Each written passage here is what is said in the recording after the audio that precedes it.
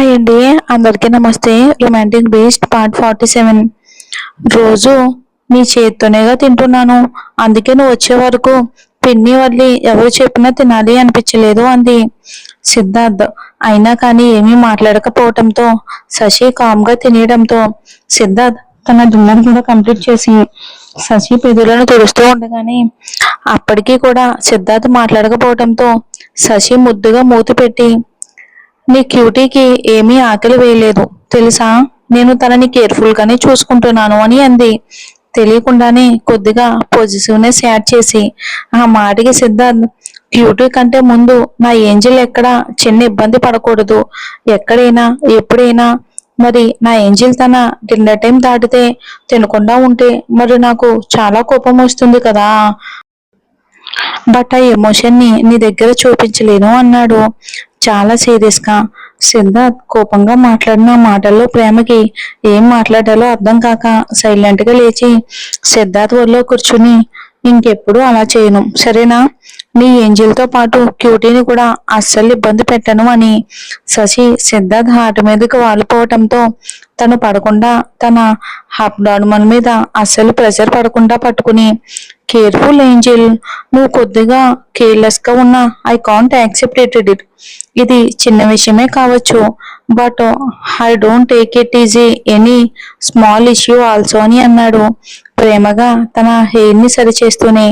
సిద్ధార్థ్ ప్రేమ, caring, responsibility వీటన్నిటిని describe చేయటానికి ప్రేమ అన్న మాట కూడా సరిపోదు అన్నంత ప్రేమని చూపిస్తున్న అతన్ని ప్రేమగా చిన్నగా హెడ్ మూవ్ చేసి, అంతటి ప్రేమ దొరికినందుకు చిన్నపాటి గర్వంతో పాటు కళ్ళల్లో ఆనందంతో చేరిన తడిని సిద్ధార్థ్ చూడకముందే ఆపేసి, అతని హృదయంలో నిజమైన క్వీన్ అయిన ఆమె సిద్ధార్థ్ హార్ట్ ని పట్టుపరుపుగా మార్చుకుని అలానే ఉండిపోయింది శశి. ఇక ఇలా చూస్తూ ఉండగానే ప్రేమలోని 6 months చాలా ఈజీగా గడిచిపోయాయి. ఇక ఆ రోజు చెకప్ కి వెళ్లాల్సి ఉండటంతో శశిని రెడీ చేస్తూ బేబీ బంతో ముద్దుగా ఉన్న శశిని ముచ్చటగా చూసుకుంటూ నీచ్ మీద కూర్చొని తన కాలికి పెయిన్ రాకుండా ఉన్న శాండిల్స్ వేస్తున్న సిద్ధార్థ్ని ఆరాధనగా చూస్తూ, నేను వేసుకుంటాను కదా అభి అని అంది. సిద్ధార్థ్ శశి వైపుకు చూడకుండా అక్కడే పక్కన కాజల్ బాక్స్ ఓపెన్ చేసి చిన్నగా శశి అరికాలులో దిద్ది ఆ పాదానికి చిన్నగా ఒక పెక్కిచ్చి ఆ శాండిల్స్ వేస్తూ, నీ కోసం చేసేది ఏదైనా అది నాదే angel, you are not my only, you are related, anything is mine, that is always belongs to Siddharth Abhimanyu అంటూ అంత రెడీ అయిన శశిని చూసి చిన్నగా శశి పెదవులను ముద్దాడి, నేను ఫ్రెష్ అయ్యి వస్తాను అంటూ వాష్రూమ్లోకి వెళ్ళిపోయాడు. సిద్ధార్థ్ మాటలన్నీ గుండెలో నింపుకుంటూ, నీ ప్రేమ నన్ను చేరదేమో అనుకున్నాను అభి, ఇలా ఊపిరిలో స్పర్శలో కూడా నీ ప్రేమ నిన్నెంతలా నన్ను ప్రేమిస్తావని అనుకోలేదు, నువ్వు అన్నట్టు ఎప్పుడో నువ్వు నన్ను నీ దానిని చేసుకున్నావు అని అనుకుంటూ ఉండగానే ఫ్రెష్ అయ్యి బయటకు వచ్చిన సిద్ధార్థ్కి కష్టంగా పైకి లేచి ఇష్టంగా అతన్ని డ్రెస్ తీసి ఇవ్వటంతో, సిద్ధార్థ్ నేను తీసుకుంటాను కదా అని అన్నాడు. దానికి శశి, నీ పని ఏదైనా నేను చేస్తేనే నాకు హ్యాపీనెస్ తెలుస్తుంది, సో మరి నా హ్యాపీనెస్ ని దూరం చేయకూడదు కదా అని అనడంతో సిద్ధార్థ్ ఈడియట్ అంటూ తన తలని శశి తలతో ఢీకొట్టి ఇక డ్రెస్అప్ అయ్యి తనని తీసుకుని హాస్పిటల్కి వెళ్ళాడు. ఒకవైపు డాక్టర్ చెక్ చేస్తూ ఉండగానే సన్నగా పెయిన్స్ స్టార్ట్ అవడంతో పాటు చాలా ఎక్కువైన పెయిన్స్ కి బేబీ పొజిషన్ ని చూసి శశికి కొద్దిసేపు పెయిన్స్ ఆగడానికి ఇంజెక్షన్ ఇవ్వడంతో శశి అలానే నొప్పి తగ్గడం తెలుస్తుంటే అలానే పడుకుని పోయింది. శశి పెయిన్ చూసి అప్పటి వరకు టెన్షన్ ని ఫేస్ చేస్తున్న సిద్ధుకి తను చెయ్యాలి అనుకున్న పని గుర్తుకు రావడంతో శశి ఫోర్ హెడ్ మీద చిన్నగా ముద్దు పెట్టి, టేక్ కేర్ మా, ఐ విల్ కమింగ్ సూన్ అంటూ బయటికి రాగానే బయట ఉన్న అమ్మని శంకరం గారి వాళ్ళని చూస్తూ టేక్ కేర్ ఆఫ్ హర్ అంటూ ముందుకు కదలడంతో అమర్ కంగారుగా, రే ఈ టైంలో కూడా అవసరమా అని అన్నాడు. ఆ మాటకి కార్నర్ నుండి అమర్ని చూస్తూ, ఖచ్చితంగా అవసరమే అమర్, నా ఏంజల్ ఎన్ని రోజుల వాదికి రీజన్ అయినవాడు నా క్యూటీ వచ్చేసరికి ప్రాణాలతో ఉండకూడదు అంటూ వెళ్లడంతో అమర్కి సిద్ధార్థ్ శశిని సిచ్యువేషన్ లో కూడా వదిలి వెళ్తున్నాడు అంటే ఆ ఇన్సిడెంట్ విషయంలో సిద్ధార్థ్ భరించలేనంత పెయిన్ ని హ్యాండిల్ చేశాడు అని అర్థమవుతూ ఉంటే ఇక అమర్ అక్కడే ఉండిపోయాడు వెళ్తున్న సిద్ధార్థ్ని చూస్తూ. తను అనుకున్న ప్లేస్ కి రీచ్ అయిన సిద్ధార్థ్ ఒక కార్నర్ కి అసలు ఆ బాడీలో బోన్స్ ఉన్నాయా లేవా అన్నట్టు ఉన్న వ్యక్తిని చూడగానే సిద్ధార్థ్ కళ్ళల్లో ప్రేమకి బదులు చెప్పలేనంత కోపంతో నిండిపోయాయి ఆ కన్నులు. తెలియకుండానే అతని ఫేస్ ఒక్కసారిగా గంభీరంగా మారిపోయింది ఆ వ్యక్తిని చూసి.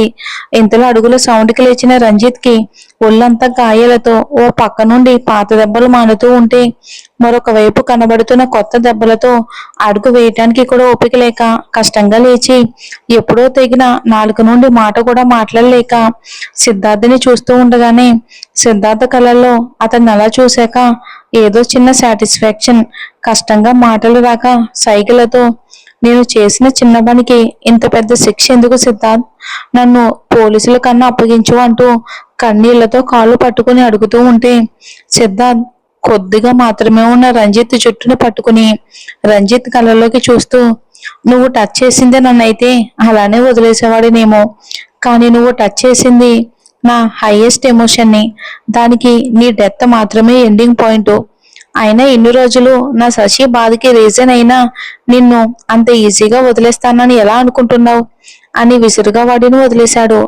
ఎప్పుడు ఎలాంటి ఆలోచన లేకుండా తన మీదకి వచ్చే వ్యక్తి ఈ రోజు కాల్ చేయటం చూసి కొద్దిగా ఆనందపడేలోపే అతని మాటలకు భయంతో చూస్తూ ఉండగానే సిద్ధార్థ్ ముందే కాల్ చేయటం వలన చాలా రోజుల తర్వాత వచ్చిన సిద్ధార్థ్ కాల్ కి రాజ్ అక్కడికి రావటంతో సిద్ధార్థ్ రాజ్ వైపుకు చూస్తూ తన లైసెన్స్ గన్ అక్కడ పెట్టి, నా way of punishment completed Raj, now your turn అంటూ రాజ్ని అతని కళ్ళల్లో కోపాన్ని చూసి భయపడుతున్న రంజిత్ వైపుకు ఈవిల్ స్మైల్ ఒకటిచ్చి అక్కడి నుంచి బయటకి అయితే వచ్చేశాడు సిద్ధు.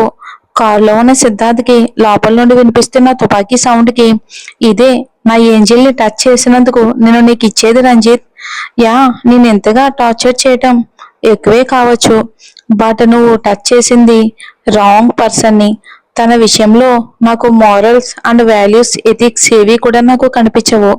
కేవలం అంటే కేవలం తను మాత్రమే కనిపిస్తుంది, నా శశిరేఖ మాత్రమే అంటూ హాస్పిటల్కి రీచ్ అయ్యారు.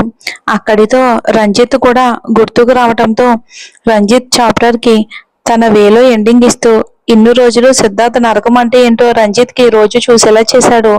ఇప్పుడు తన బేబీ రాకతో ఇలాంటి డంపు భూమి మీద ఉండాల్సిన నీళ్ళు లేదని రాజ్ కళ్ళల్లో గాయత్రిని చంపిన రంజిత్ గుర్తు వచ్చినప్పుడల్లా ఆ కనిపించే ఎమోషన్స్ కి వాల్యూ ఇచ్చి రాజ్ కి ఛాన్స్ ఇచ్చాడన్నమాట సిద్ధు.